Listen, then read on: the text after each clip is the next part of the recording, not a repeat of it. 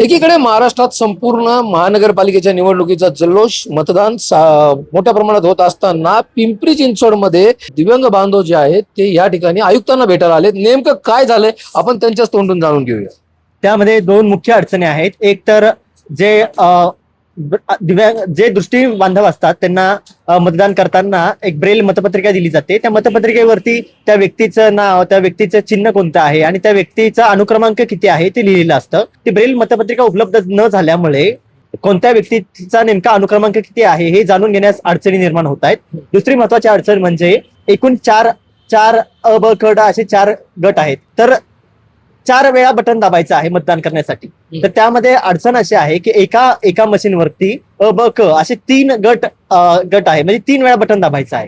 तर त्यामध्ये 1 ते 20 असे ब्रेलमध्ये अंक आहेत, परंतु त्या 3 सेक्शन केलेले आहेत त्या मशीनमध्ये आणि ते सेक्शन ओळखण्यासाठी त्यांनी रंगाचा वापर केलेला आहे. पण दृष्टीहीन बांधव तर रंग पाहू शकत नाही.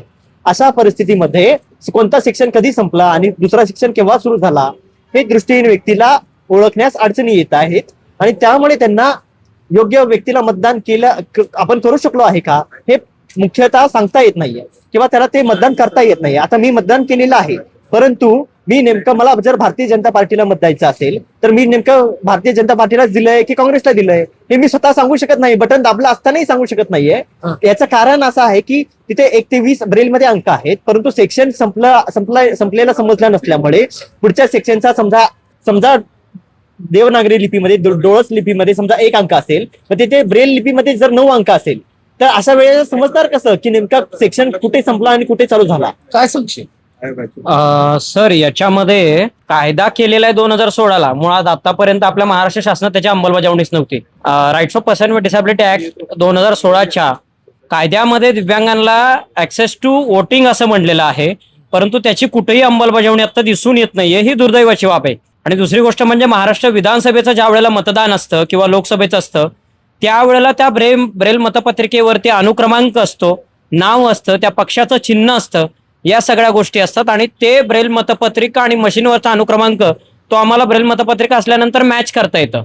परंतु या वेळेला असं झालेलं आहे की पहिले एका मशीनमध्ये तुम्ही 3 उमेदवार टाकल्यामुळे आम्हाला हा प्रश्न पडलाय की नक्की निवडणूक आयोग दृष्टीहीन आहे की आम्ही दृष्टीहीन आहोत.